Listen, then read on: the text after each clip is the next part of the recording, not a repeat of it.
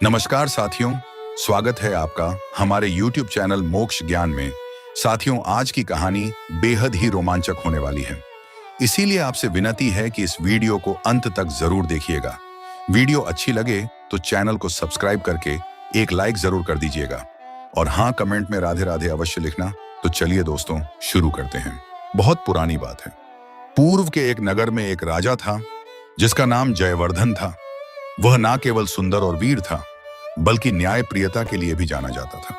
राजा जयवर्धन के 4 पुत्र थे और सभी पुत्र अत्यंत विद्वान, साहसी और युद्ध कला में निपुण। समय बीतता गया और एक दिन राजा के यहाँ एक और पुत्र का जन्म हुआ। जैसे ही यह शुभ समाचार महल में फैला, आनंद और उल्लास की लहर दौड़ गई। राजा ने इस अवसर को बड़े उत्सव के रूप में मनाया। शहर में रोशनी की जगमगाहट थी, भव्य आयोजन किए गए और नगरवासियों को उपहार बांटे गए। राजा ने राज्य के विद्वान ज्योतिषियों को बुलवाया और शिशु की जन्म कुंडली देखने का आदेश दिया। विद्वानों ने गणना की और घोषणा की, महाराज, यह बालक अत्यंत सौभाग्यशाली होगा, अपार धन संपदा का स्वामी बनेगा, अपराज योद्धा होगा और यहाँ तक कि दैवीय शक्तियां भी इसके आगे नतमस्तक होंगी। राजा यह सुनकर बहुत प्रसन्न हुए, लेकिन तभी ज्योतिषियों ने एक चेतावनी देते हुए कहा, महाराज, एक बात का ध्यान रखें कि इस बालक पर आपकी दृष्टि नहीं पड़नी चाहिए। यदि आपने इसे देखा तो आपकी आंखों की रोशनी चली जाएगी। राजा यह सुनकर चिंता में पड़ गए। एक और पुत्र जन्म की खुशी थी तो दूसरी ओर यह भयावह भविष्यवाणी। उन्होंने अंततः निर्णय लिया और अपने विश्वस्त मंत्री को आदेश दिया, इस बालक को उसकी माता के साथ इस नगर से दूर एक भव्य महल में भेज दिया जाए। वहीं इसकी शिक्षा और पालन पोषण की समुचित व्यवस्था की जाए। मंत्री ने आदेश का पालन किया और बालक को उसकी माता के साथ दूर एक महल में भेज दिया गया। कई वर्ष बीत गए।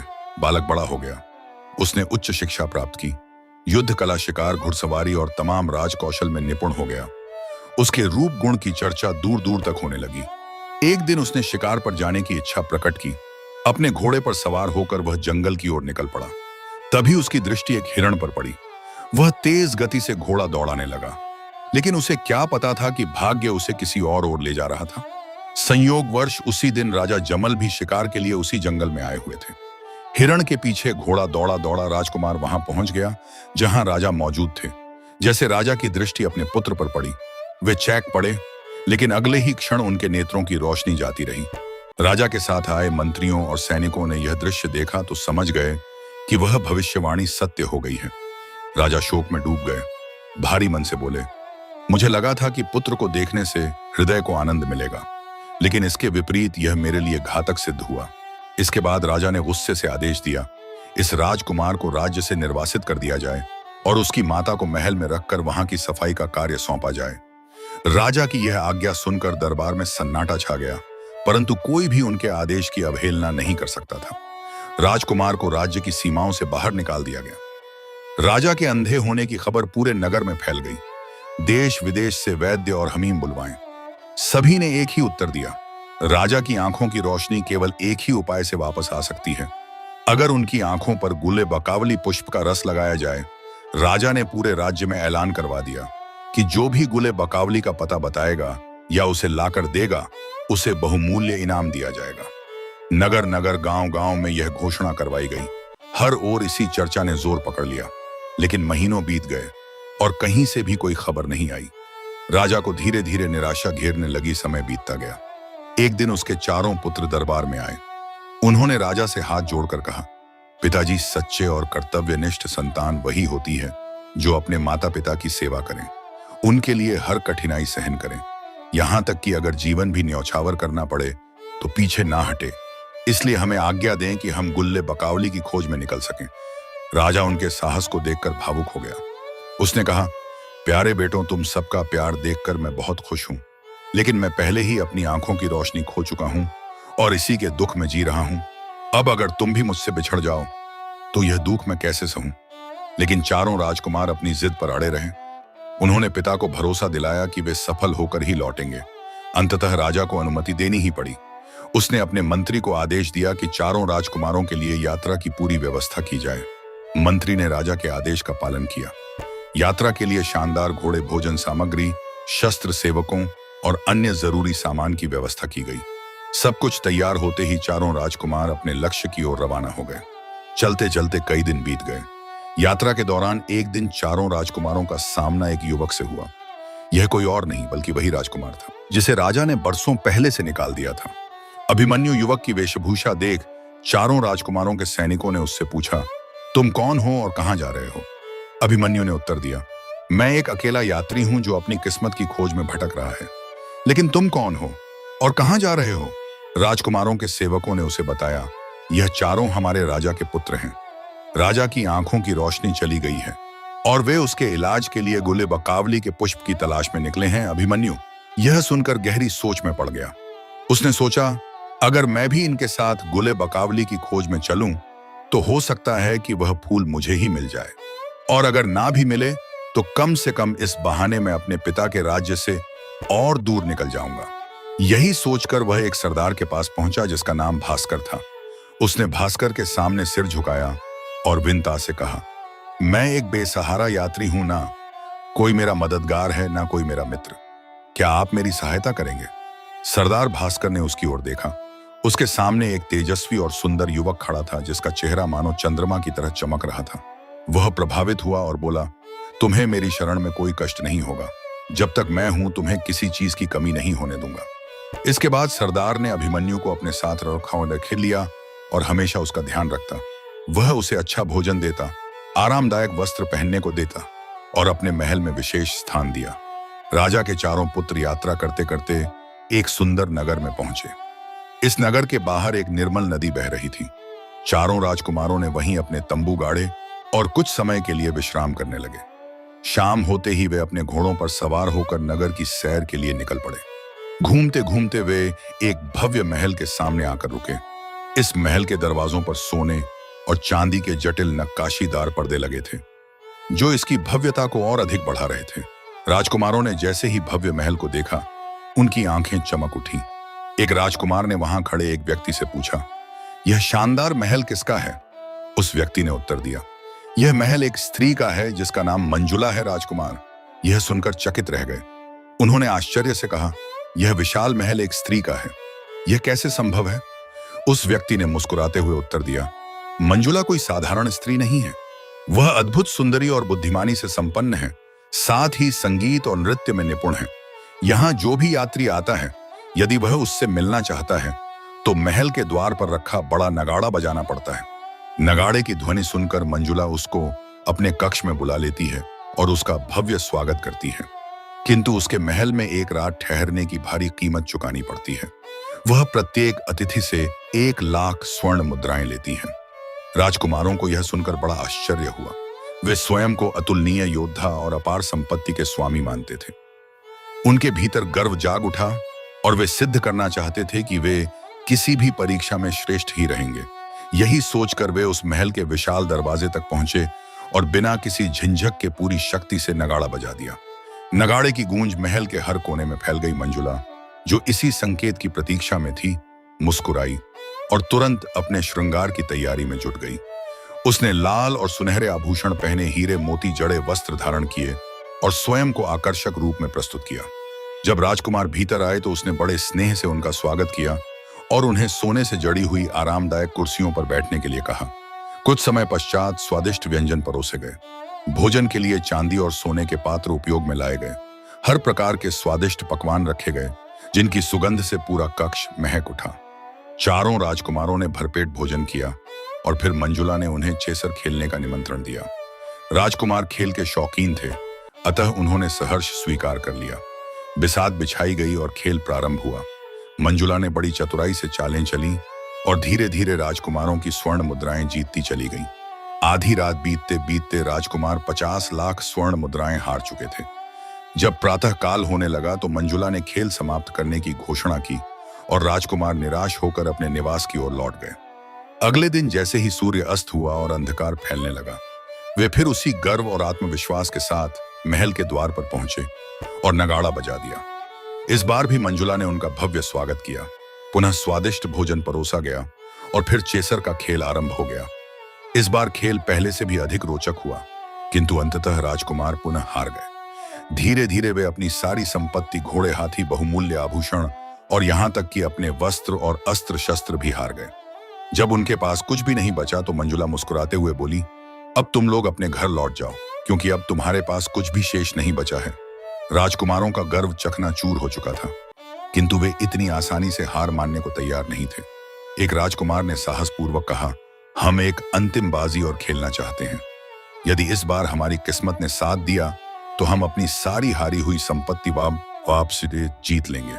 यदि हार गए तो हम चारों तुम्हारे दास बन जाएंगे और यहीं आपके पास रहकर आपकी सेवा करेंगे। मंजुला ने हंसते हुए उनकी शर्त स्वीकार कर ली। खेल फिर शुरू हुआ, किंतु इस बार भी भाग्य ने राजकुमारों का साथ नहीं दिया। वे अपनी अंतिम बाजी भी हार गए। अब मंजुला ने गंभीर स्वर में कहा, ध्यान रखो, अब से तुम सभी मेरे दास हो। तुम्हारा जीवन अब मेरे अधीन है। यह कहकर उसने उन्हें अपने नौकरों को आदेश देकर उन्हें महल के एक अंधेरे कक्ष में कैद करवा दिया। राजकुमारों के साथ आए सैनिक और सेवक यह देखकर भयभीत हो गए। वे अपना सब कुछ छोड़कर भाग गए और राज्य में जाकर यह समाचार फैलाने लगे कि राजकुमार अब मंजुला की कैद में है। इधर जब अभिमन्यु को यह समाचार मिला तो वह गहरी चिंता में पड़ गया। उसने सोचा, मेरे भाइयों को इस संकट से मुक्त कराने के लिए आखिर कोई उपाय तो करना ही होगा। यह सोचकर वह एक नगर में पहुंचा और वहां के एक बड़े धनवान व्यक्ति की हवेली के द्वार पर जाकर कहा, मैं एक यात्री हूं जो अपनी जीविका की खोज में निकला है। मैंने सुना है कि इस घर के स्वामी बहुत ही दयालु और उदार हैं। यदि वे मुझे अपना सेवक बना ले तो मैं पूरी निष्ठा से उनकी सेवा करूंगा। दरबान को उस पर दया आ गई और उसने जाकर अपने मालिक के सामने युवक की स्थिति बताई। धनवान व्यक्ति ने कहा, उसे मेरे पास ले आओ। जब दरबान अभिमन्यु को उस धनवान व्यक्ति के सामने लाया तो धनवान ने एक नजर उस पर डाली और आश्चर्यचकित होकर बोला, हे ईश्वर, क्या यह कोई स्वर्ग से उतरा देवदूत है या आकाश से उतरता सूर्य किसी मानव रूप में आ गया है? धनवान को उसका व्यक्तित्व और आचरण इतना भया कि उसने उसे अपने सेवकों में शामिल कर लिया।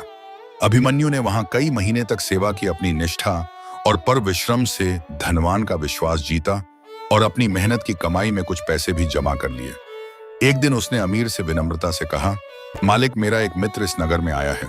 यदि आप अनुमति दें तो मैं उससे मिलने के लिए कभी कभी बाहर चला जाया करूं। धनवान ने सहर्ष अनुमति दे दी।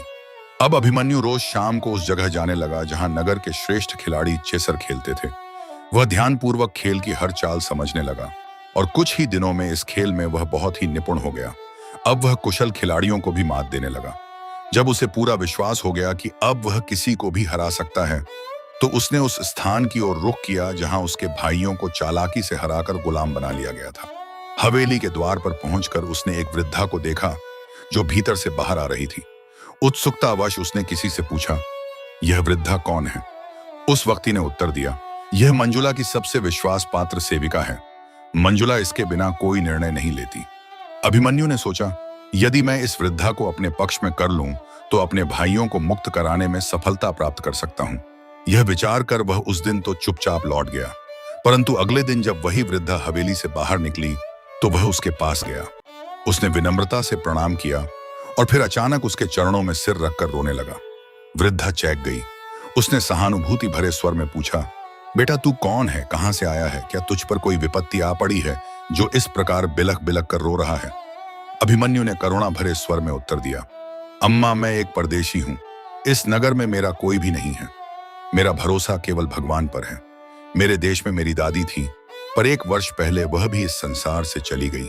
जब मैंने तुम्हें देखा तो मुझे अपनी दादी की याद आ गई। यदि तुम मेरी सहायता करो और मेरे दहक को समझो तो मैं तुम्हें अपनी मां समान मान लूंगा और तुम्हारी सेवा करूंगा। युवक के करुण शब्दों और भावनाओं ने वृद्धा के हृदय को छू लिया। उसकी आंखों में सहानुभूति झलक लगी। वृद्धा ने युवक की आंखों में सच्चाई और गहरी पीड़ा देखी। उसके दिल में दया उमड़ पड़ी और उसने भावुक स्वर में कहा, बेटा, इस संसार में मेरा भी कोई नहीं है। अगर तुझे अपनी दादी की याद आ रही है तो आज से मैं ही तेरी दादी और तू मेरा पोता। यह सुनकर अभिमन्यु की आंखें चमक उठी। उसने आदरपूर्वक कहा, दादी, मैं एक ऐसी जगह पर काम करता हूं जहां मेरा हर दिन उपस्थित रहना आवश्यक है। मैं रोज आपके पास नहीं आ पाऊंगा, लेकिन जब भी संभव होगा मिलने जरूर आऊंगा। वृद्धा ने स्नेह से सिर थपथपाते हुए कहा, बेटा, इसमें चिंता की क्या बात है? जब समय मिले आ जाना। हालांकि अभिमन्यु ने कहा था कि वह कभी कभी ही आएगा, लेकिन वह प्रतिदिन वृद्धा के पास जाने लगा। धीरे धीरे वह उससे घनिष्ठता बढ़ाता गया। वह सरल मीठी बातें करता, उसकी सेवा करता और धीरे धीरे उसका विश्वास पात्र बन गया। कुछ दिन इसी तरह बीत गए। एक दिन अभिमन्यु कुछ पैसे लेकर वृद्धा के पास पहुंचा और बोला, दादी, यह पैसे रख लीजिए, कभी किसी जरूरत में आपके काम आ सकते हैं। वृद्धा ने मुस्कुराते हुए कहा, बेटा, मैं इन पैसों का क्या करूंगी? मेरे पास भगवान का दिया सब कुछ है। अगर तुझे किसी चीज की जरूरत हो तो बेझिझक मुझसे कह देना। मेरे पास जो कुछ है वह अब तेरा ही तो है। जब अभिमन्यु ने देखा कि वृद्धा उस पर पूरा स्नेह लुटा रही है, तो एक दिन सामान्य बातचीत के दौरान उसने धीरे से पूछा, दादी, यह क्या राज है कि जो भी तुम्हारी मालकिन के साथ चेस खेलता है वह हमेशा हार जाता है? वृद्धा ने चैकन स्वर में कहा, बेटा, यह एक बड़ा रहस्य है, कभी किसी से इसका जिक्र मत करना। अगर मेरी मालकिन को इसका पता चल गया तो मेरी खैर नहीं। अभिमन्यु ने विश्वास दिलाया, दादी, मैं किसी से कुछ नहीं कहूंगा, लेकिन मुझे जानने की उत्सुकता है, आखिर ऐसा क्या होता है? वृद्धा ने इधर उधर देखा और धीरे से बोली, मेरी मालकिन ने एक बिल्ली और चूहे को ऐसा प्रशिक्षित किया है कि जब वह बिल्ली के सिर पर दीपक रखती है तो बिल्ली एकदम स्थिर बैठी रहती है और चूहा उसकी छाया में छिपा रहता है। जब खेल के दौरान कोई पासा उनकी योजना के विरुद्ध पड़ता है तो बिल्ली सिर हिलाकर दीपक को हिला देती है, जिससे बिसात पर अंधेरा छा जाता है। इसी दौरान चूहा झट से पासा पलट देता है। इस तरह जो भी उसके सामने खेलने आता है वह हताश होकर हार जाता है, लेकिन किसी को अब तक इस चाल की भनक तक नहीं लगी है। अभिमन्यु यह सुनकर मन ही मन मुस्कुराया। उसने इस चाल का तोड़ निकालने की ठान ली। वह बाजार गया और एक नेवले का बच्चा खरीद लाया। उसने उसे प्रशिक्षित करना शुरू किया कि जैसे ही वह छुटकी बजाए, नेवला बिजली की गति से आस्तीन से बाहर कूद आए। कुछ दिन बाद अभिमन्यु ने वृद्धा से कहा, दादी, अब मैं इस नौकरी से ऊब चुका हूं। अगर तुम मेरी थोड़ी मदद करो तो मैं कोई अच्छा काम शुरू कर सकता हूं। वृद्धा उसे अपनी कोठरी में ले गई और प्यार से बोली, बेटा, यहां जितने भी पैसे रखे हैं वे सब तेरे हैं, जितना चाहो ले लो। अभिमन्यु ने वहां से 1000 स्वर्ण मुद्राएं ली और धनवान के पास गया। उसने कहा, मालिक, मेरे एक मित्र का विवाह है, यदि आप मुझे एक कीमती पोशाक दे दें तो वहां मेरी इज्जत बनी रहे। धनवान ने दरिया दिली दिखाते हुए उसे एक शानदार पोशाक भेंट की और कहा, मेरे घोड़ों में से जो भी घोड़ा तुझे पसंद हो उसे ले जा, पूरे शान से जा। अभिमन्यु ने एक शक्तिशाली घोड़ा चुना और उस पर सवार होकर मंजुला की हवेली की ओर बढ़ चला। जैसे ही वह शानदार वस्त्रों में सुसज्जित होकर हवेली के द्वार पर पहुंचा, उसकी भव्यता देखकर सभी दंग रह गए। मंजुला ने जब एक प्रभावशाली और आकर्षक युवक को अपनी हवेली की ओर आते देखा तो वह चौंक गई। वह जल्दी से आगे बढ़ी और सम्मानपूर्वक उसका स्वागत किया। अभिमन्यु ने दृढ़ स्वर में कहा, तुम इस नगर में वर्षों से निवास कर रही हो और दूर दूर से आए मेहमानों की खातिरदारी करती हो, लेकिन मैं इतने बड़े राज्य का प्रतिनिधि हूं, फिर भी तुमने मेरी कोई परवाह नहीं की। खैर, अब जब मैं यहां आया हूं तो क्या मुझे कोई उपहार नहीं दोगी? मंजुला ने शिष्टता से उसे एक जड़ाऊ सिंहासन पर बैठाया और खुद एक ओर बैठ गई। इसी बीच संध्या हो गई, सूरज अस्त हो चुका था और चांदनी चारों ओर फैलने लगी थी। कुछ देर बाद अभिमन्यु ने मुस्कुराते हुए कहा, मैंने सुना है कि तुम्हें चेस खेलने का बहुत शौक है, क्यों ना हम एक बाजी खेलें? पहले तो मंजुला ने मना कर दिया, लेकिन जब अभिमन्यु ने जोर दिया तो उसने चेस की बिसात बिछा दी। हमेशा की तरह उसने बिल्ली के सिर पर दीपक रखा और 1,00,000 स्वर्ण मुद्राओं की बाजी लगाकर खेल शुरू किया। अभिमन्यु ने पहली बाजी जानबूझकर हार दी। मंजुला ने चूहे और बिल्ली की मदद से बाजी जीत ली। फिर दूसरी बाजी शुरू हुई। जैसे ही एक पासा गलत पड़ा, मंजुला ने बिल्ली को इशारा किया। बिल्ली ने सिर हिलाया और चूहा झट से पासा पलटने के लिए आगे बढ़ा, लेकिन उसी क्षण अभिमन्यु ने चुटकी बजाई। तुरंत ही उसकी आस्तीन से नेवला बिजली की गति से बाहर निकला। चूहे ने जैसे ही नेवले को देखा, वह भयभीत होकर भाग खड़ा हुआ। बिल्ली भी भय से कांप उठी और दीपक गिराकर वहां से कूदकर भाग गई। मंजुला की चाल विफल हो चुकी थी। यह सब देखकर मंजुला अवाक रह गई। राजकुमार अभिमन्यु ने गुस्से में कहा, यह तुमने कैसा तमाशा बना रखा है? तुम्हारे पास दौलत की कोई कमी नहीं, लेकिन चिराग रखने के लिए एक ढंग का दीपदान तक नहीं। राजकुमारी, मंजुला को यह सुनकर शर्मिंदगी हुई। उसने तुरंत नौकरों को आदेश दिया और एक सुंदर बहुमूल्य दीपदान मंगवाया। दीपदान आते ही फिर से खेल शुरू हुआ। कहते हैं उस रात अभिमन्यु ने खेल खेल में करोड़ों सिक्के जीत लिए। जब भोर होने को आई तो उसने मंजुला से कहा, अब मुझे जाना होगा। सुबह होते ही राजा की सभा में मुझे हाजिर रहना जरूरी है। यदि समय पर नहीं पहुंचा तो बुरा होगा। यह कहकर वह उठा और अपनी जीती हुई दौलत को वहीं छोड़ दिया, यह वादा करते हुए कि शाम को फिर आएगा। वह राजमहल लौट आया और दिन भर बेचैनी से शाम का इंतजार करता रहा। जैसे ही सूरज ढला, वह शानदार पोशाक पहनकर तेज रफ्तार घोड़े पर सवार होकर फिर से मंजुला की हवेली पहुंच गया। मंजुला को उसके आने की खबर मिली तो वह स्वयं दरवाजे पर स्वागत के लिए आई और उसे आदरपूर्वक अंदर ले गई। फिर पिछली बार की तरह उसे सोने चांदी से जड़ी हुई राजसी कुर्सी पर बिठाया और स्वादिष्ट भोजन परोसा। खाने के बाद फिर से जुआ खेलना शुरू हुआ। इस बार बाजी और भी बड़ी थी। पूरे 100 करोड़ सोने के सिक्कों की आधी रात तक अभिमन्यु ने मंजुला से उसकी पूरी दौलत जीत ली। अब मंजुला के पास सिर्फ धन नहीं बल्कि उसकी हवेली का सामान ही बचा था, लेकिन वह भी एक एक करके हारती चली गई। अभिमन्यु ने मुस्कुराते हुए कहा, अब तुम्हारे पास कुछ भी नहीं बचा, लेकिन तुम्हारी कैद में जो पूर्व और पश्चिम के राजकुमार हैं उन पर भी एक बाजी लगा सकती हो। यदि तुम यह खेल जीत गई तो मैं तुम्हें RS लाख रुपए दूंगा, लेकिन यदि हार गई तो तुम्हारे कैदी भी मेरे हो जाएंगे। मंजुला को अब भी अपने भाग्य पूरा विश्वास था। उसने यह शर्त स्वीकार कर ली, लेकिन जैसे ही खेल शुरू हुआ अभिमन्यु ने फिर जीत हासिल कर ली। अब मंजुला ने अंतिम दांव खेला। उसने कहा, मैं एक और बाजी लगाना चाहती हूँ। अगर मैं जीत गई तो मुझे मेरी पूरी दौलत और सामान वापस मिलेगा, लेकिन अगर हार गई तो मैं तुम्हारी दासी बन जाऊंगी। भाग्य अभिमन्यु का साथ दे रहा था। उसने यह बाजी भी जीत ली। हारने के बाद मंजुला उठी और गंभीर स्वर में बोली, ऐ पराक्रमी राजकुमार, संसार के कई राजाओं ने मुझे जीतने का प्रयास किया, लेकिन कोई सफल नहीं हुआ, किंतु तुम्हारे भाग्य का तारा बुलंद था। तुमने मुझे भी जीत लिया। अब यह हवेली तुम है। मुझसे विवाह कर लो और यहीं शान शौकत के साथ जीवन बिताओ। लेकिन अभिमन्यु ने सिर हिलाते हुए उत्तर दिया, यह संभव नहीं। मेरे सामने एक महान लक्ष्य है जिसे पूरा किए बिना मैं चैन से नहीं बैठ सकता। यदि भगवान ने चाहा तो मैं अपने उद्देश्य में सफल हो जाऊंगा और तब तुम्हारे लिए भी एक अच्छा भविष्य होगा।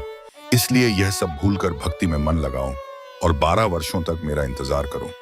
मंजुला ने विस्मय से पूछा, इतनी कम उम्र में ऐसा कौन सा उद्देश्य है जिसके लिए तुम आराम और ऐश्वर्य छोड़कर कठिनाइयों का सामना करना चाहते हो? मुझे बताओ ताकि मैं भी तुम्हारे साथ चल सकूं। अभिमन्यु पहले तो टालना चाहता था, लेकिन जब मंजुला ने जिद की तो उसने कहा, मेरा नाम अभिमन्यु है और मैं अमृतगढ़ राज्य के सम्राट जयवर्धन का पुत्र हूं।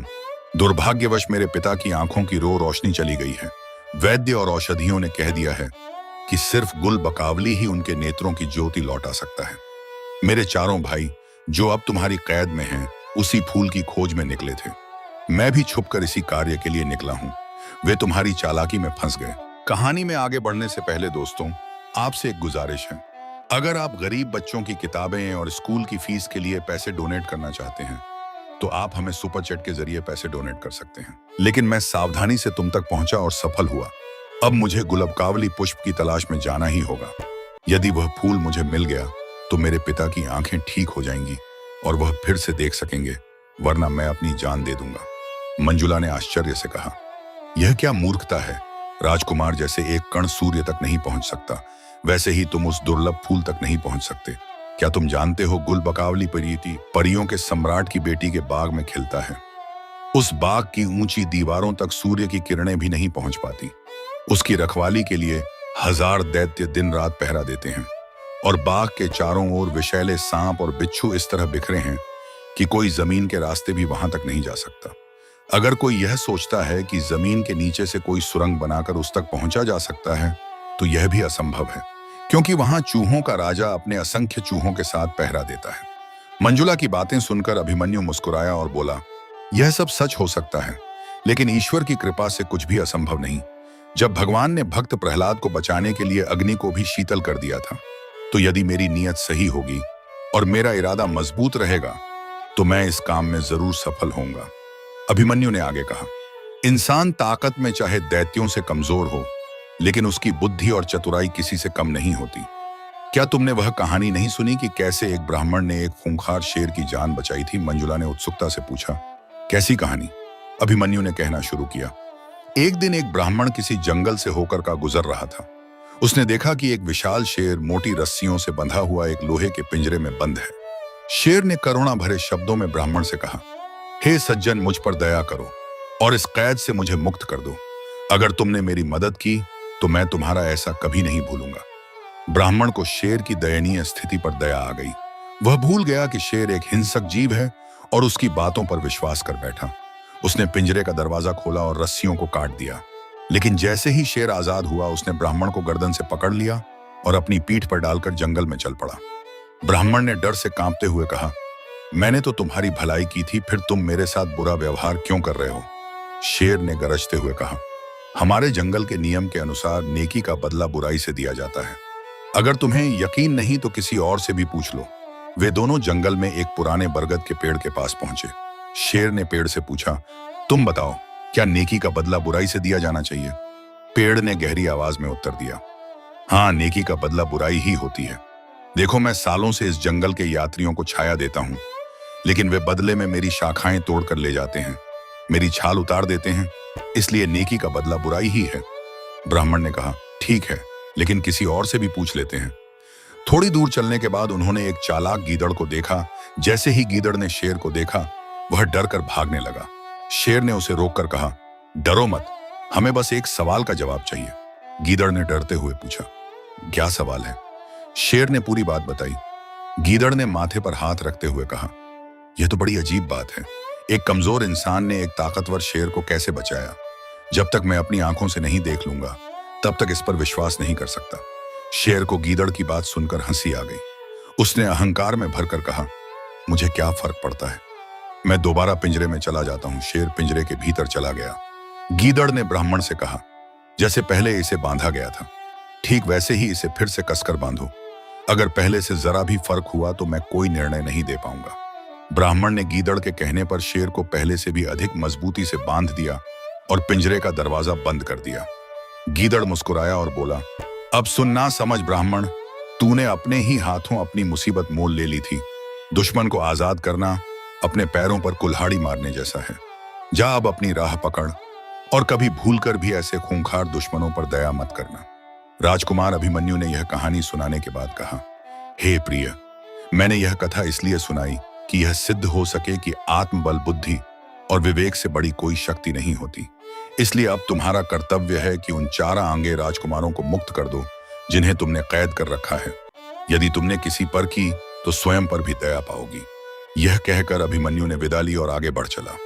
उसने मंजुला से कहा, जब तक मैं लौट कर ना आऊं, मेरे भाइयों का पूरा ख्याल रखना। राजकुमार कई दिनों तक चलता रहा। अंततः वह एक निर्जन भयावह घाटी में जा पहुंचा। वहां की अजीबोगरीब शांति और सनेपन से उसे भय होने लगा, परंतु उसने स्वयं को समझाया, अभी तो मेरी यात्रा बहुत लंबी है। यदि अभी ही डर कर रुक गया तो अपने लक्ष्य तक कैसे पहुंच। यह सोचकर उसने ईश्वर का नाम लिया और आगे बढ़ चला। जैसे ही उसने उस बीहड़ जंगल में कदम रखा, उसे कठिनाइयों का सामना करना पड़ रहा था। हर एक कदम पर पथरीली जमीन कांटों से भरी थी, जिससे उसके पैरों के तलवे लहूलुहान हो गए। झाड़ियों की टहनियां उसके शरीर से टकराकर उसे घायल कर रही थी। हर ओर सन्नाटा पसरा हुआ था, परंतु वह जानता था कि इस अंधकार में जंगली जानवर घात लगाए बैठे हुए थे। भूख प्यास से बेहाल अभिमन्यु कई दिनों तक इस घने जंगल में भटकता रहा। अंततः बड़ी कठिनाई से उसने इस दुष्कर जंगल को पार किया। जैसे ही वह जंगल के पार पहुंचा, उसने भूमि पर माथा टेक कर ईश्वर का धन्यवाद किया और आगे बढ़ गया। कुछ दूर जाने के बाद उसे एक ऊंचा पहाड़ दिखाई दिया। जब उसने ध्यान से देखा तो महसूस हुआ कि वह कोई साधारण पहाड़ नहीं था, बल्कि एक दैत्य था। जैसे ही राजकुमार उसके निकट पहुंचा, वह दैत्य अपने विशाल शरीर को और ऊंचा उठाने लगा, मानो आकाश को छू लेना चाहता हो। फिर उसने बादलों की गरज जैसी आवाज में कहा, आहा, मुझे बनाने वाले उस परमेश्वर को धन्यवाद, जिसने मेरे सामने एक इतना स्वादिष्ट भोजन भेज दिया। फिर वह हंसते हुए बोला, हे युवक, क्यों अपनी जान जोखिम में डालकर यहां आ पहुंचा? क्या तुम्हें मृत्यु का भय नहीं? राजकुमार अभिमन्यु ने भय से कांपते हुए कहा, हे महान दैत्य, मेरी व्यथा मत पूछ। मैं तो पहले ही जीवन से निराश हूं। यदि मुझे अपनी जान प्यारी होती तो क्या मैं स्वयं मौत के मुख में आता? यदि तेरा भोजन बनना ही मेरी नियति है तो बिना विलंब किए मुझे समाप्त कर दे। राजकुमार की दर्द भरी बातें सुनकर दैत्य को दया आ गई। राक्षस ने यह सुनकर गहरी सांस ली और बोला, नहीं, मैं तुझे कोई न नहीं पहुंचाऊंगा, बल्कि तुझे अपनी शरण में रखूंगा और जिस उद्देश्य के लिए तू यहाँ आया है उसे पूरा करने में तेरी सहायता करूंगा। समय बीतने के साथ राक्षस का व्यवहार अभिमन्यु के प्रति और अधिक मित्रतापूर्ण होता गया।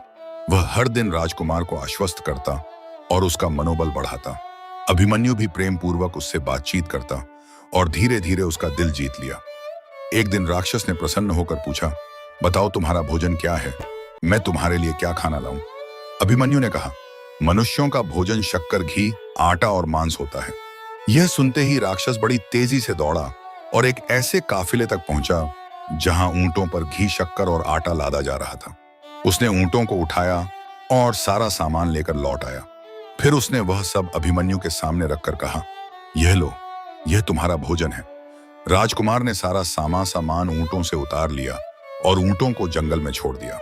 इसके बाद वह हर दिन रोटियां बनाकर खाने लगा। कुछ समय इसी प्रकार बीत गया। एक दिन अभिमन्यु ने ढेर सारा आटा लिया और उसमें घी और शक्कर मिलाकर बड़े बड़े टुकड़ों में बांटा। फिर उसने सूखी लकड़ियां इकट्ठा करके एक अच्छी आग जलाई और स्वादिष्ट रोटियां उसकी, साथ ही उसने एक मर चुके ऊंट के ताजे मांस के टुकड़े लेकर उन्हें नमक और मसालों के साथ अच्छी तरह भूना।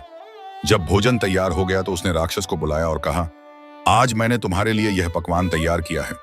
तुम इसे छक कर देखो कि मनुष्यों का भोजन कितना स्वादिष्ट होता है। राक्षस ने संकोच से पहला कौर मुंह में रखा और जैसे ही उसका स्वाद लिया, उसकी आंखें आश्चर्य से फैल गईं। वह चकित होकर बोला, अरे मनुष्य, यह भोजन तो अद्भुत है। मैंने जीवन में कभी ऐसा स्वाद नहीं छका। मेरे पूर्वजों ने भी ऐसा भोजन कभी नहीं खाया होगा। मैं तेरा यह उपकार जीवन भर नहीं भूलूंगा। अभिमन्यु ने यह देखा कि राक्षस को मनुष्य का भोजन बहुत प्रिय लग रहा है, इसलिए वह हर दिन नई नई स्वादिष्ट रोटियां और मांस के व्यंजन तैयार करके उसे खिलाने लगा। राक्षस इससे बहुत प्रसन्न हुआ। धीरे धीरे राक्षस का प्रेम और श्रद्धा अभिमन्यु के प्रति और भी बढ़ गई। कुछ समय बाद एक दिन स्वयं राक्षस ने ही कहा, मनुष्य, तू मुझे हर दिन इस स्वादिष्ट भोजन से आनंदित करता है। यदि मेरे पूरे शरीर पर हजारों मुंह भी होते और मैं हर मुंह से तेरा धन्यवाद करता, तब भी तेरे इस उपकार का प्रतिदान नहीं दे सकता। लेकिन अब तक मैंने तेरा कोई कार्य नहीं किया। बताओ, मैं तुम्हारे लिए क्या कर सकता हूं? अभिमन्यु ने गहरी सांस लेकर कहा, मैंने सुना है कि राक्षस प्रायः अपने वचन का पालन नहीं करते। यदि तुम मेरी सहायता करने का वचन दो तो मैं अपनी इच्छा तुम्हारे सामने रख सकता हूं। राक्षस ने कहा, मैं अपने वचन को तोड़ना नहीं चाहता, लेकिन यदि तू मुझे कोई ऐसा कार्य करने को कहे जो मेरे लिए असंभव हो तो मैं संकट में पड़ सकता हूं। अभिमन्यु ने गंभीरता से कहा, जब तक तुम अपनी सच्चाई की शपथ नहीं लेते, मैं अपनी इच्छा व्यक्त नहीं करूंगा। राक्षस थोड़ा घबराया और बोला, मुझे डर है कि कहीं मैं अपने वचन को पूरा करने में असमर्थ ना हो जाऊं। लेकिन यदि यह तुम्हारी अंतिम शर्त है तो मैं शपथ लेता हूं कि मैं तुम्हारी सहायता अवश्य करूंगा। तब अभिमन्यु ने कहा, मैं बहुत समय से बकावली के देश की यात्रा करना चाहता हूं। मुझे वहां पहुंचा दो, बस यही मेरी इच्छा है। यह सुनते ही राक्षस का चेहरा पीला पड़ गया। उसने अपने सिर पर हाथ रखकर गहरी सांस ली और फिर अचानक मूर्छित होकर गिर पड़ा। 1 घंटे बाद जब उसे होश आया तो वह कराहते हुए बोला, हे मनुष्य, विधाता ने तेरी मृत्यु मेरे हाथों नहीं लिखी, लेकिन अब मेरी जान तेरे हाथों में दे दी। राक्षस ने एक लंबी सांस लेकर आगे कहा, बकावली परियों के राजा की बेटी है। उसके पिता के पास 18,000 नहीं बल्कि उससे भी अधिक राक्षस उसके सेवक के रूप में खड़े रहते हैं। वे उसके महल की सुरक्षा हर दिशा से करते हैं। उसकी रक्षा अभेद्य है और वहां पहुंचना असंभव है। वहां के विशेष रक्षक जो उस राज्य की सीमा के निकट रहते हैं, उन्होंने भी उस नगर की 4 दीवारी को नहीं देखा होगा। एक साधारण मनुष्य की क्या शक्ति, बल्कि हवा भी उन रक्षकों की अनुमति के बिना वहां तक नहीं पहुंच सकती जो उस स्थान की सुरक्षा में तैनात है। वहां आधे असंख्य परियां दिन रात पहरेदारी में लगी रहती हैं ताकि कोई परिंदा भी पर ना मार सके। भूमिगत दुनिया में चूहों के राजा की असीम सेना तैनात है और जमीन की सतह पर सांपों और बिच्छू की टुकड़ियां सुरक्षा में लगी है ताकि कोई गुप्त मार्ग बनाकर भी भीतर ना जा सके। फिर भला मैं तुम्हें वहां तक कैसे ले जाऊं? और यदि तुम्हें वहां ना पहुंचा तो मुझे अपनी शपथ की रक्षा के लिए प्राणों की आहुति देनी पड़ेगी। अब तुम एक काम करो, आज भी वैसा ही स्वादिष्ट भोजन बनाओ, फिर देखो अदृश्य शक्तियों की कृपा से क्या मार्ग निकलता है। अभिमन्यु ने वैसा ही किया। जब देव ने देखा कि भोजन तैयार है तो उसने एक तेज गर्जना की। तभी हिमालय पर्वत की ऊंचाई के समान एक विशाल देव प्रकट हुआ। दोनों ने एक दूसरे का स्वागत किया और साथ बैठ गए। इसी बीच उस दूसरे देव की दृष्टि अभिमन्यु पर पड़ी। राजकुमार ने झुककर विनम्रता पूर्वक अभिवादन किया। इस पर देव आश्चर्यचकित होकर पहले देव से बोला, अरे भाई, यह तो बड़ी अनोखी बात है। मैंने अब तक ना तो ऐसा सुना है और ना देखा कि किसी देव की किसी मनुष्य से मित्रता हो और वे एक ही स्थान पर एक साथ रहते हों। यह मनुष्य यहाँ कैसे आया? पहले देव ने उत्तर दिया, भाई, इस मनुष्य ने मुझ पर अत्यंत उपकार किए हैं। मैं इसके साथ किसी प्रकार का अन्याय नहीं कर सकता। मैंने तुम्हें इसलिए बुलाया है ताकि तुम भी इसके कौशल से परिचित हो सको। यह कहकर उसने अभिमन्यु द्वारा तैयार किया गया भोजन अपने मित्र के सामने रखा। जैसे ही देव ने उस स्वादिष्ट भोजन का पहला कोर लिया, वह आनंद से झूम उठा। भोजन समाप्त करने के बाद उसने प्रसन्न होकर पूछा, कहो भाई, क्या इस मनुष्य ने तुमसे भी कोई कार्य कराया है? पहले देव ने उत्तर दिया, यह ऐसी इच्छा रखता है जो मेरे लिए असंभव है। यदि तुम कृपा करो तो शायद इसका कार्य पूर्ण हो सके। दूसरे देव ने जिज्ञासा से इसे पूछा, ऐसी कौन सी बात है जिसे तुम पूरा करने में असमर्थ हो? पहले देव ने कहा, इसे बकावली राज्य की यात्रा करनी है और मैंने इसकी सहायता करने की शपथ खाई है। यदि तुम इसे वहां पहुंचा सकते हो तो मेरी जान बच जाएगी, अन्यथा मैं मारा जाऊंगा। उस दूसरे देव की एक बहन थी जिसका नाम माधवी था। वह उन 18,000 देवों की अधीक्षक थी जो बकावली राज्य की सुरक्षा में तैनात थे। देव ने अपनी बहन के नाम एक पत्र लिखा जो इस तरह था, प्रिय बहन, मैंने एक मनुष्य को पुत्रवती अपनाया है और उसकी देखभाल की है। अब मुझे एक अत्यंत आवश्यक यात्रा पर जाना है। मेरे पीछे यह बालक घर में अकेला रह जाएगा, जहां इसके लिए अनेक संकट उत्पन्न हो सकते हैं। इसलिए मैं इसे तुम्हारे पास भेज रहा हूं ताकि तुम इसे अपनी देखरेख में रखो और इसे किसी भी प्रकार की कठिनाई ना हो। यह पत्र उसने अपने संदेशवाहक को सौंपा और फिर अभिमन्यु की ओर देखकर संकेत किया कि अब वह उसके साथ जा सकता है। मैंने अपनी ओर से पूरी कोशिश कर ली है। अब आगे तुम्हारा भाग्य तुम्हें कहां ले जाता है यह मुझे भी नहीं पता।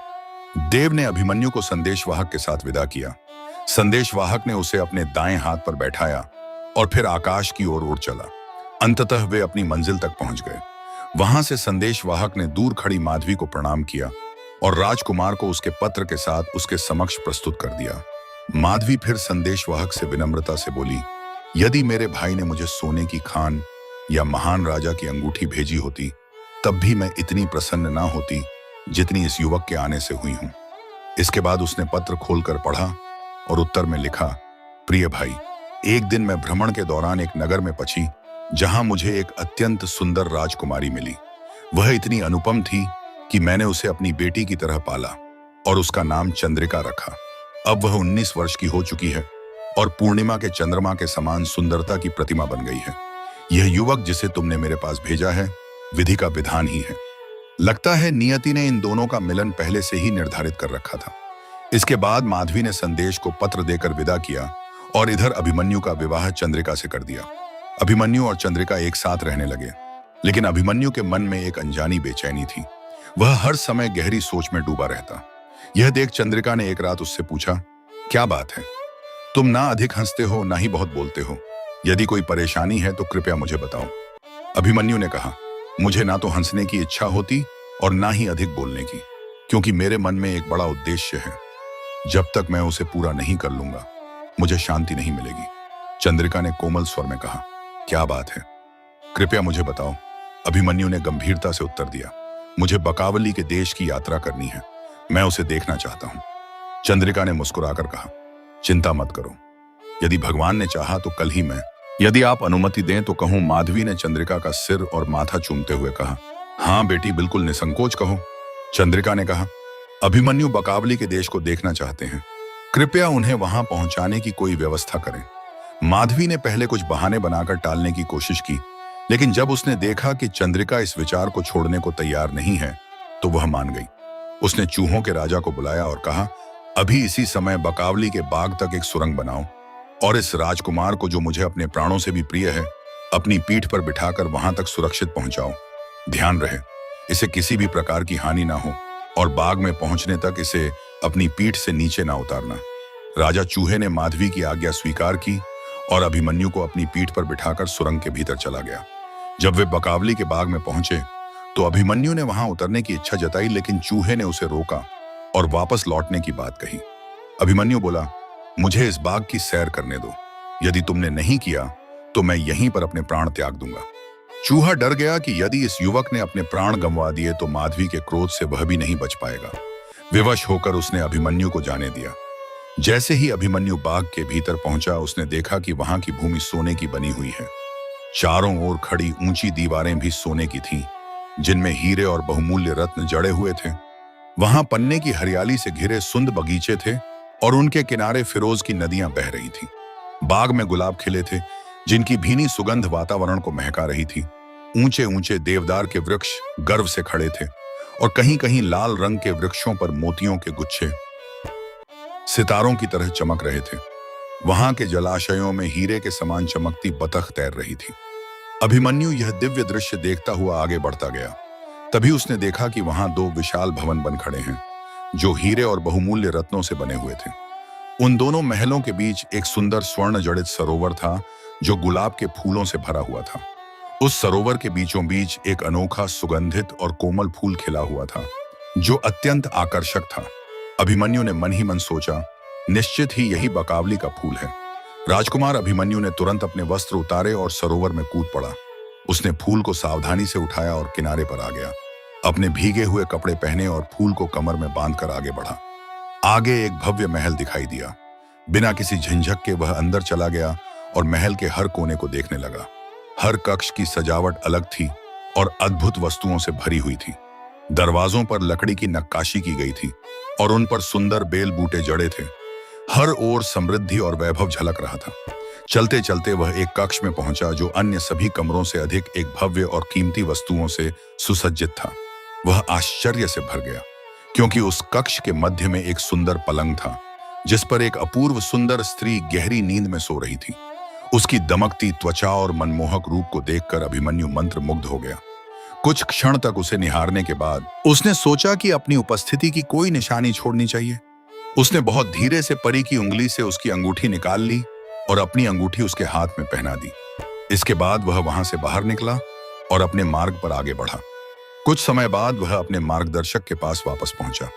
कुछ दिन बीत गए और एक दिन अभिमन्यु ने चंद्रिका से कहा, यहाँ सब कुछ उपलब्ध है, किसी चीज की कमी नहीं है, लेकिन कब तक अपने प्रियजनों से दूर रह सकते हैं? हमें कोई उपाय करना चाहिए जिससे हम अपने लोगों से मिल सके। चंद्रिका ने मुस्कुराकर कहा, चिंता मत करो, मैं इस बारे में अनुमति ले लूंगी। अगली सुबह जब माधवी ने दोनों को अपने पास बुलाया और प्रेम से बैठाया, तो उसने देखा कि वे कुछ उदास लग रहे हैं। उसने स्नेहपूर्वक पूछा, मेरे प्रिय बच्चों, क्या हुआ? जो भी तुम्हारे मन में है वह मुझसे कहो। यदि तुम आकाश के तारे भी मांगोगे तो मैं उन्हें तुम्हारे लिए उतार लाऊंगी। चंद्रिका ने सिर झुकाकर कहा, आपकी कृपा से हमें हर सुविधा मिली है, किसी चीज की कोई कमी नहीं है। बस इतना ही कि हम अपने प्रियजनों से मिलने की इच्छा रखते हैं। यदि आप अनुमति दें तो हम कुछ समय के लिए अपने स्वजनों के पास जाकर मिल सकें। माधवी ने एक गहरी सांस ली और कहा, मैंने तुम्हें इसलिए पाला था कि तुम्हें हर समय अपने पास रख सकूं और तुम्हारी देखभाल कर सकूं। लेकिन तुम्हारी बात भी सही है।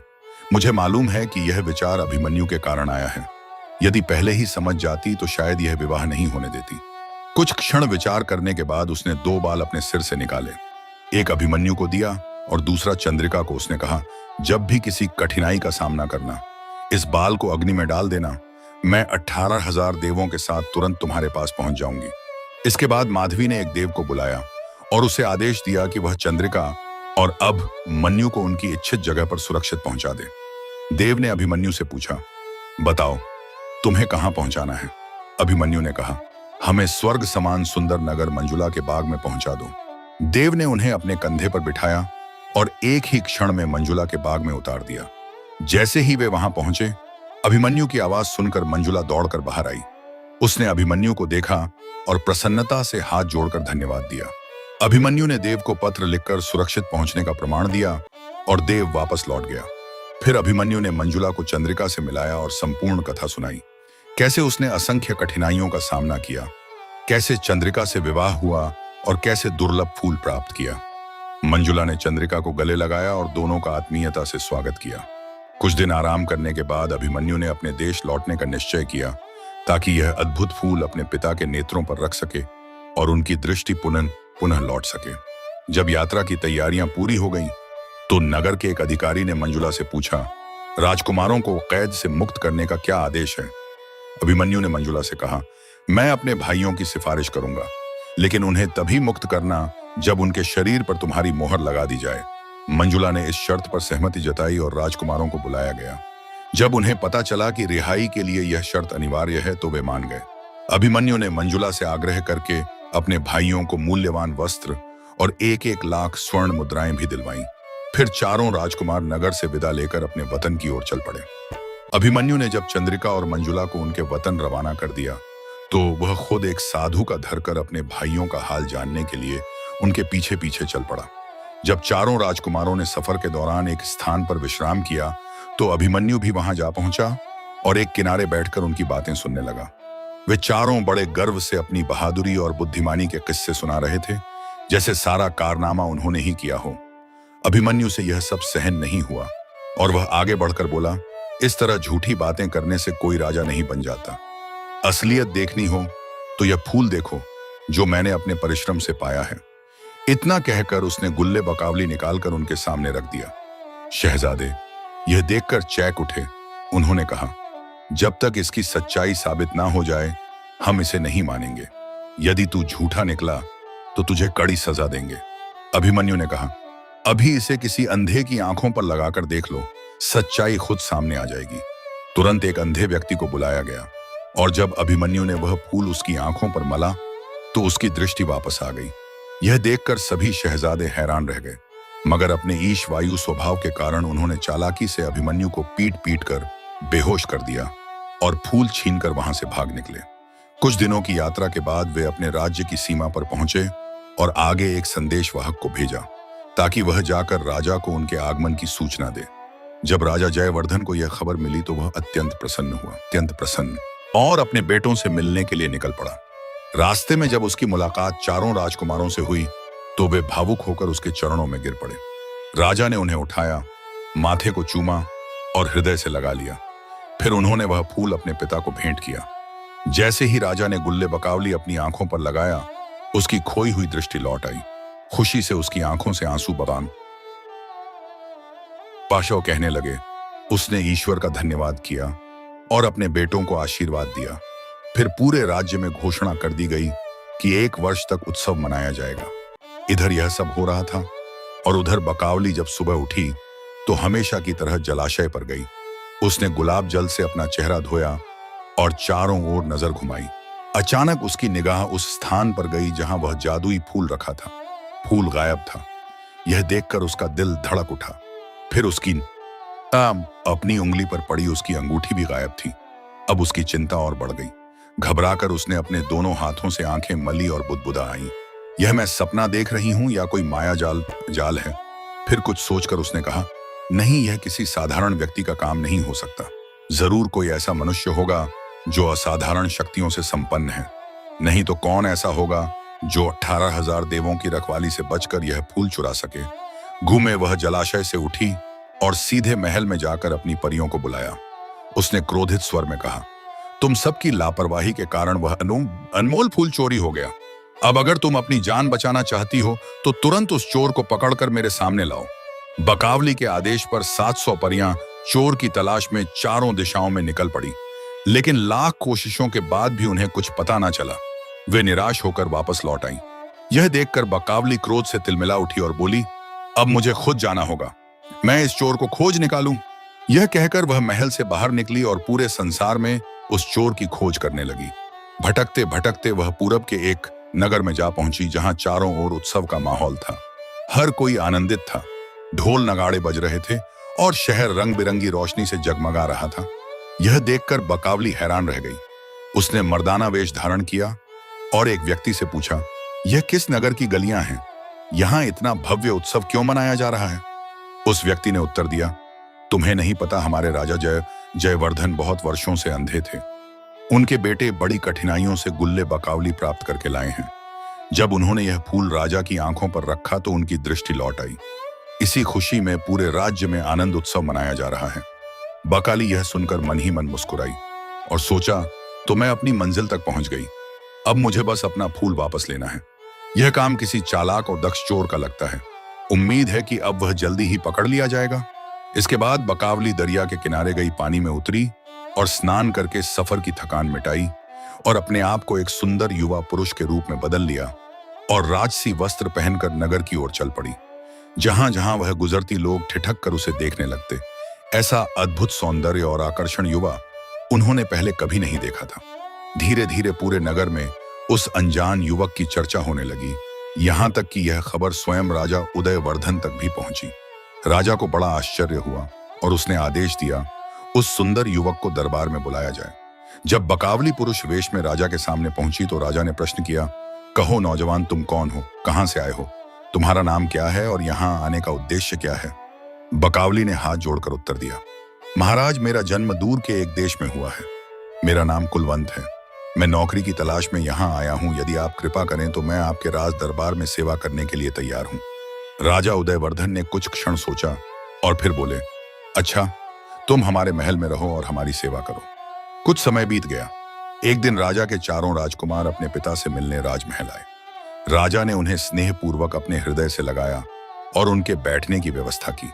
उन चारों को देखकर बकावली ने एक सेवक से पूछा, यह लोग कौन हैं? सेवक ने उत्तर दिया, यह चारों हमारे राजा के पुत्र हैं। बकावली ने ध्यान से चारों राजकुमारों को देखा, लेकिन उनमें से कोई भी उसे ऐसा नहीं लगा जो इतना साहसी हो कि उसके उद्यान से फूल चुरा सके। उसके मन में संदेह जागा, इसलिए उसने फिर पूछा, क्या राजा का कोई और पुत्र भी है जो इन चारों के साथ गले बकावली लेने गया था? सेवक ने उत्तर दिया, नहीं, और कोई पुत्र नहीं है। यह सुनकर बकावली सोच में पड़ गई। अगर राजा के केवल यही 4 पुत्र हैं, तो फिर वह कौन था जिसने मेरे उद्यान से फूल चुराया? उसने सोचा, निश्चित ही कोई और भी है, क्योंकि यह चारों तो इतने साहसी नहीं लगते कि मेरे उद्यान में घुस सके। उसने ठान लिया कि उसे कुछ समय और प्रतीक्षा करनी चाहिए, शायद जल्द ही कोई भेद खुल जाए। उधर जब अभिमन्यु के भाइयों ने उससे गुले बकावली छीन लिया और उसे पीटकर वहां से भगा दिया, तो वह मन ही मन बहुत व्यथित हुआ, लेकिन वह कर भी क्या सकता था। फिर भी उसने हार नहीं मानी और अपने भाइयों के पीछे अपने राज्य की ओर चल पड़ा। रास्ते में वह एक घने जंगल में पहुंचा, जहां जंगली पशु पक्षियों का बसेरा था। वहां उसने आग जलाई और अपनी प्रिय माधवी द्वारा दिया गया एक बाल उसमें डाल दिया।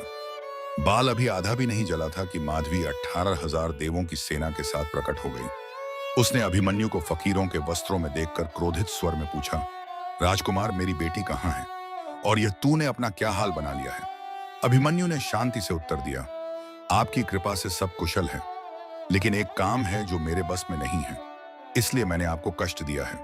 अभिमन्यु ने हाथ जोड़कर विनम्रता से कहा। माधवी ने भौं चढ़ाते हुए उत्तर दिया, अच्छा, अब बहाने मत बनाओ, साफ साफ बताओ, क्या काम है? अभिमन्यु ने गंभीर स्वर में कहा, मैं चाहता हूं कि इस जंगल में एक महल और एक बाग बनाया जाए जो हूबहू बकावली के महल और बाग जैसा हो, लेकिन यह काम आप ही कर सकती हैं। माधवी ने ठंडी सांस ली और कहा, बेटा, मैंने वह महल और बाग कभी देखा नहीं है। मैं बिना देखे वैसा ही नक्शा कैसे बनवाऊंगा? और अन्य बहुमूल्य पत्थर इकट्ठा करने के लिए चारों दिशाओं में भेज दिया। 3 दिन के भीतर ही पहाड़ों जैसे ऊंचे ढेर इन बहुमूल्य वस्तुओं के लग गए। अब निर्माण कार्य आरंभ हुआ। अभिमन्यु जैसे जैसे समझाता गया, उसी के अनुसार निर्माण होता गया। कुछ ही दिनों में वहां एक अद्भुत महल खड़ा हो गया। चारों ओर दुर्लभ रत्नों से जड़े बगीचे थे, चमकती हुई नहरें, ऊंचे ऊंचे वृक्ष और दुर्लभ फूलों से सजा यह बाग किसी स्वप्न लोक से कम नहीं था। महल में 2 विशालकाय सभागृह बनाए गए जो एक दूसरे के सामने थे। इनकी दीवारें पन्ने और लाल रूबी से जड़ी हुई थी। बीच में एक भव्य लकुंडा की पंखुड़ियां उतर रही थी। हर कक्ष में सोने और चांदी के नक्काशीदार फर्श बिछाए गए थे। निर्माण कार्य समाप्त होते ही अभिमन्यु ने महल का निरीक्षण किया और संतुष्ट होकर मुस्कुराया। माधवी ने उसे देखा और कहा, बेटा, तुम जानते हो कि मैंने तुम्हारे लिए कितनी कठिनाइयां सही हैं। देवता गण मनुष्यों को पसंद नहीं करते, फिर भी मैंने तुम्हें अपनाया और तुम्हारी रक्षा की, तुम्हें बकावली के बाग तक पहुंचाया जहां आज तक कोई नहीं जा सका। और जब वहां तुमने जो किया उसके कारण मैं कितनी मुसीबतों में पड़ी, यह भी तुम जानते हो, लेकिन यह सब मैंने चंद्रिका की खातिर किया। माधवी ने चेतावनी भरे स्वर में आगे कहा, याद रखना, उसे कोई भी कष्ट ना होने पाए। अगर ऐसा हुआ तो मैं यह सहन नहीं करूंगी। इतना कहकर माधवी वहां से चली गई। अभिमन्यु अब उस स्थान पर गया जहां उसने चंद्रिका और मंजुला को इंतजार करने के लिए कहा था। वह उन्हें बड़े सम्मान और वैभव के साथ नए महल में ले आया। वहां वे आनंद और शांति के साथ रहने लगे। एक दिन अभिमन्यु के सेवकों में से एक, जिसका नाम शायद था, जंगल में घूम रहा था। अच्छा, उसकी नजर कुछ लकड़ औरों पर पड़ी जो कंधे पर लकड़ियों का गट्ठर लिए जा रहे थे। उसने पास जाकर पूछा, तुम लोग कौन हो और यह लकड़ियां कहां ले जा रहे हो? लकड़हारों में से एक ने जवाब दिया, हम मयूर भूमि के निवासी हैं, यही हमारा रोजगार है। हम जंगल से लकड़ियां काटकर शहर में बेचते हैं।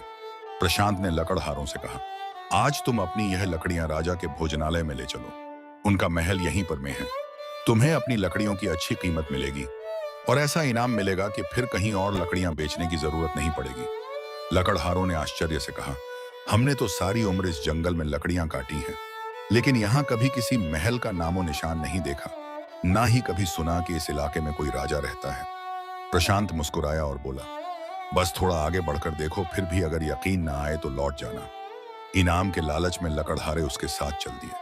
कुछ दूर जाने के बाद जब उनकी नजर सामने पड़ी तो वे घबरा गए और एक स्वर में चिल्ला उठे, भगवान हमें बचाए। अरे हमें आग में झोंकने के लिए क्यों ले जा रहे हो? हमें इनाम नहीं चाहिए, बस हमें माफ कर दो।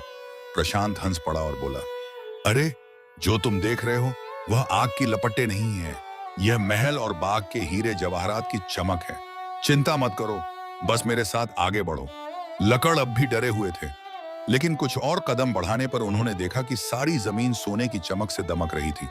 अब उन्हें यकीन हुआ कि प्रशांत सच कह रहा है। वे बेधड़क आगे बढ़े और आखिरकार अभिमन्यु के पास पहुंचे। राजकुमार ने उनके लिए बहुमूल्य कपड़ों के थान निकाल कर दिए और कहा, अगर तुम रोज यहाँ आओगे तो हर दिन तुम्हें पहले से दुगुना इनाम मिलेगा। लकड़ ने जब पहले ही दिन इतना बड़ा इनाम पाया तो वे वहीं बसने के लिए तैयार हो गए। धीरे धीरे यह खबर उनके परिचितों तक भी पहुंच गई और देखते ही देखते कई अन्य लोग भी वहां आकर बसने लगे। कुछ ही दिनों में एक नया नगर बस गया और वह इलाका एक संपन्न शहर में बदल गया। दोस्तों, आगे की कहानी सुनने के लिए कृपया चैनल को सब्सक्राइब कर लें और अगले भाग की प्रतीक्षा करें। तब तक के लिए राधे राधे।